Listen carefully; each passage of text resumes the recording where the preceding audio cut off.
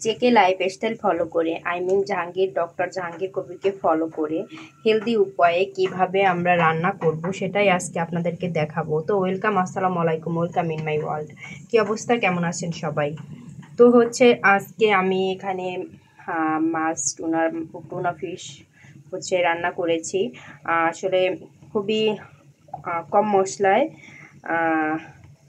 অল্প আছে এটা রান্না করতে হয়, তাহলে পুষ্টিগুণ অক্ষুণ্ণ থাকে।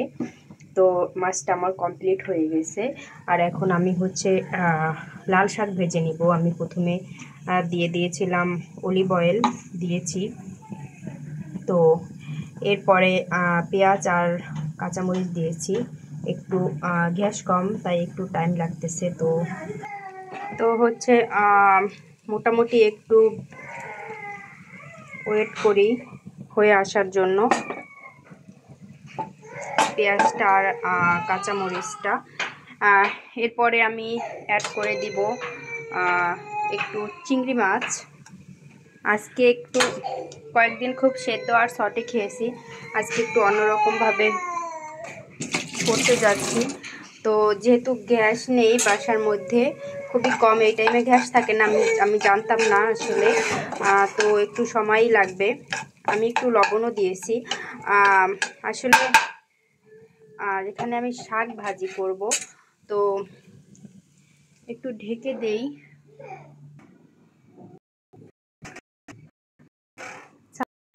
ছিলাম আর বাটার বানিয়েছি।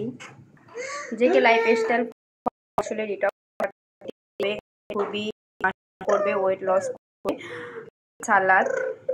তো আমার পেঁয়াজ, কাঁচামরিচ আর চিংড়ি মাছটা হয়ে আসছে। এখন আমি শাক অ্যাড করে দিব।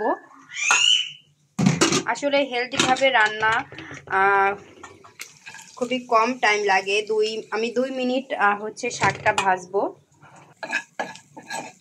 যেহেতু আমার গ্যাস নাই, একটু নেড়েচেড়ে আমি ঢেকে রাখবো জাস্ট 2 মিনিট।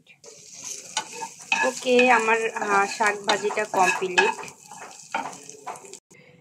এখন আমি করলা ভাজবো একদম হেলদিভাবে, পুষ্টিগুণ অক্ষুণ্ণ রেখে।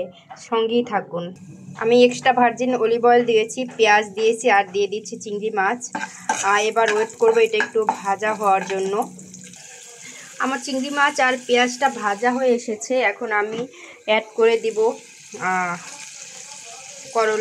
করলা আর এর সাথে একটু পেঁয়াজ আছে, কাঁচা পেঁয়াজ আর কাঁচা মরিচ।